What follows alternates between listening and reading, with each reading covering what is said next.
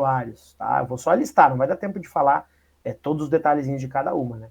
Então nós teremos aqui, ó, mal de Chagas, teremos a malária, teremos a toxoplasmose, espera um pouquinho, toxoplasmose, teremos a amebíase, e estas são as 4 doenças de protozoários mais importantes. Ah, faltou uma que tem que botar aqui. Leishmaniose, tá? São as 5 doenças que mais aparecem nos vestibulares e no Enem, tá? Então, mal de Chagas, quem é que transmite? O barbeiro. E quem é o agente etiológico é o Trypanosoma. Trypanosoma cruzi, né? Tá aqui. Malária, quem é que transmite? O mosquito Anopheles.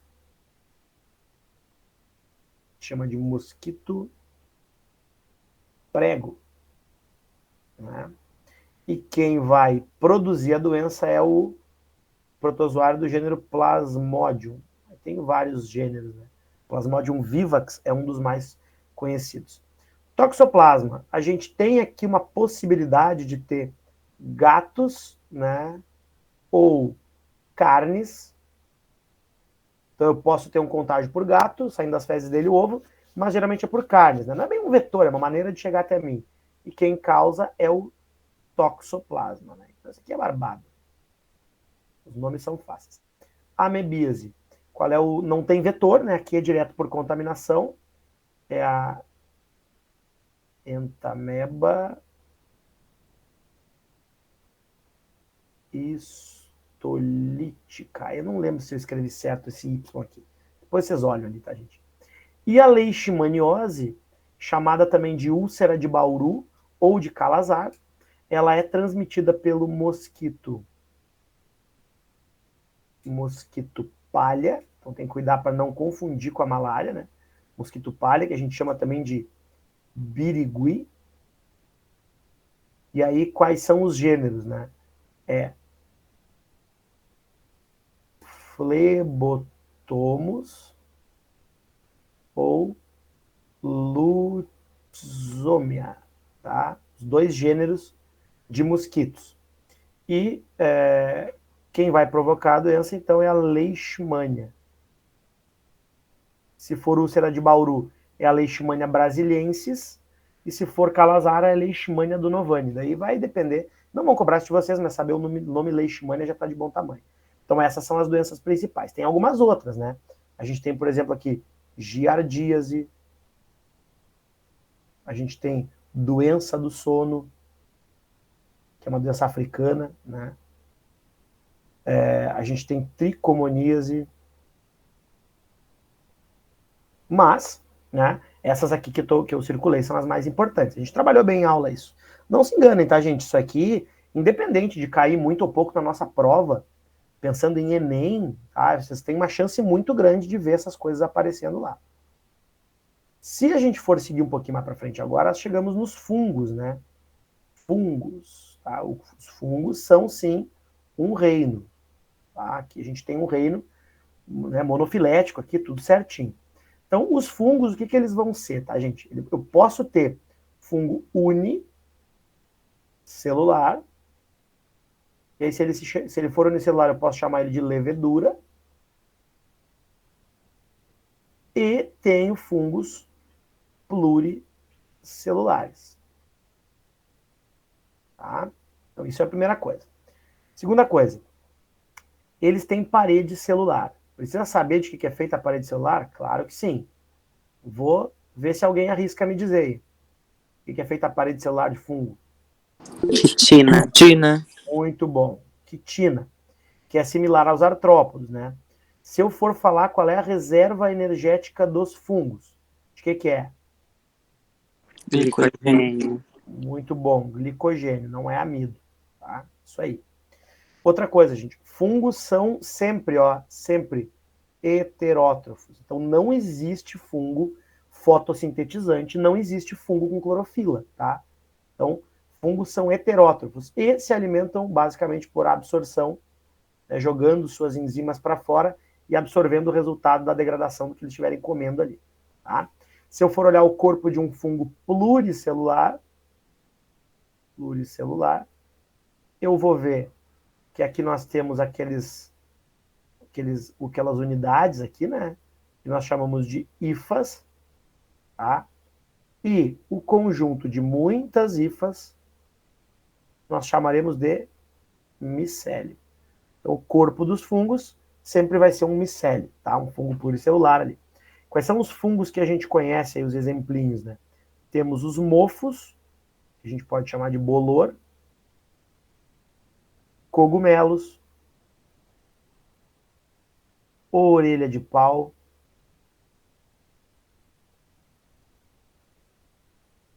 temos as micoses, e aqui é legal a gente saber alguma, tá? Sabe me dizer pelo menos uma micose? Uma que seja. Frieira. Frieira, que a gente conhece como pé de atleta. Isso, muito bom. E é talvez a mais comum. Mas tem uma outra que também é super comum para as gurias, que é a candidíase. Né? Candidíase. Essa é uma micose bem frequente. Tem outros tipos também, né? Mas não tem problema nenhum. Bom, os fungos, então, eles vão se reproduzir via esporos, né? Então, quando a gente olha, por exemplo, ali um chão, né? E aqui tem um cogumelo bonitão, né? Esse cogumelo que eu estou aqui olhando, ele, na verdade, nada mais é do que um corpo de frutificação. Frutificação.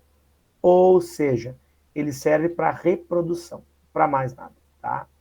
Reprodução, produzindo esporos. Espera um pouquinho aqui.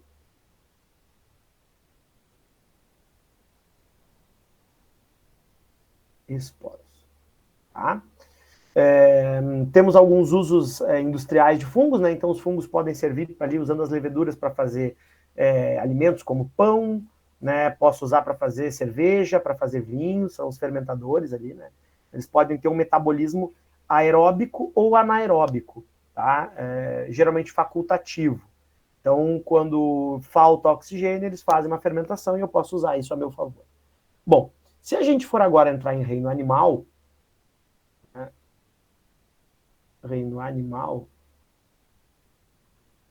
que eu posso chamar também de reino metazoa, a gente pode fazer um apanhado geral aqui, tá? Então, reino metazoa, todos são pluricelulares, são heterótrofos, né? A gente tem ali já uma organização muito maior. Então, o primeiro grupinho que eu tenho olha só, minha amiga aqui, a esponja. Então, que fila é esse que eu acabei de desenhar? Poríferos, né? Que são os poríferos. Então, poríferos têm algumas características, como, por exemplo, sem tecidos, eles não têm tecidos, e se eles não têm tecidos, gente, eles não são nem ao menos de blásticos, nem isso, então eu nem posso chamar de celomados ou coisas do tipo, tá? Não tem como, é um bicho extremamente simplificado. Não tem sistema nervoso, sistema circulatório, não tem nada. Então, todo o metabolismo dele se baseia basicamente numa célulazinha chamada de coanócito, tá? Claro, ele tem várias outras células, mas essa é a mais importante, né? Ele é uma célulazinha flagelada que vai ter o dever de fazer aqui, ó, circulação de água. Circulação de água. E tendo essa circulação de água, eu tenho também, né, movimento e captura de alimento. Tá? Então, esse coanócito, quando ele bate aqui, ó, seu flagelinho, ó, as partículas vão entrar para dentro dele e ele vai fazer, então, a captura para poder fazer digestão. Então, basicamente é isso.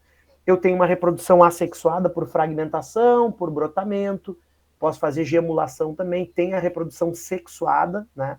Mas é um grupo bastante simplificado. A gente tem algumas células, algumas coisas importantes, uma delas que eu acho que vale a pena falar é a espícula, né? Espículas, que servem para sustentação. mas não é um bicho que a gente vai perder muito tempo, porque ele realmente ele é muito simples, né? Agora, o nosso segundo filo, aí sim, a gente já tem um filo mais importante, que são os cnidários. Né? Antigos selenterados. Antigos selenterados. Então, como é que vai ser essa função aqui, gente? Ó, vou desenhar um quinidário padrão, tá? Ó, uma água viva, né? Eu tenho mais de um tipo de formato de corpo, né? Ele pode ser o formato de medusa, que é água viva, ou o formato de pólipo. Eu estou fazendo aqui o formato de medusa. Sor, Oi, o pólipo que é o que fica fixo, né? isso mesmo, o Ah, pólipo tá. fica fixo, perfeito. Então, o que a gente vai ter aqui? Ó? Nós temos os tentáculos, né? Eu não vou fazer muito aqui para não atrapalhar o nosso desenho, tá, gente? Então, primeiro, tá? Esse grupo é o primeiro grupo que apresenta, né, uma... Vamos começar a fazer o seguinte, ó. Ele tem tecidos, tá? Então, ele é diblástico, acelomado, tá? Para começar. Vamos ver que alguém escreveu alguma coisa aqui, peraí um pouquinho. Tá, Opa, Gabriela, fala. eu vou te interromper só para saber mesmo que a reserva dos animais é glicogênio, dos fungos também, e só das plantas, que é amido? Isso, e das algas também. As algas também têm reserva de amido. Planta, alga, amido, o resto do glicogênio, O então. resto, glicogênio. Isso aí, perfeito. Tá bom. Bom, qualquer coisa vocês parem e perguntem, tá, gente? Sem problema. Bom, então aqui é um bicho que é de blástico acelomado, bem simplificado. Ele é o primeiro que tem um tubo digestivo que tem uma boca, mas que é ao mesmo tempo boca e ânus, né? Então, essa cavidade que vocês estão vendo aqui, ó, é um lugar onde vai ter digestão fora da célula. Essa é a cavidade gastrovascular. Tá? E aqui seria o epitélio chamado de gastroderme, que é o lugar onde eu vou ter a liberação de enzimas digestivas. Uma coisa muito especial vai acontecer aqui nesse tentáculo, ó, que é aquela célulazinha que vai ter aqui uma bolsinha aqui dentro com um arpãozinho aqui, ó. Tá?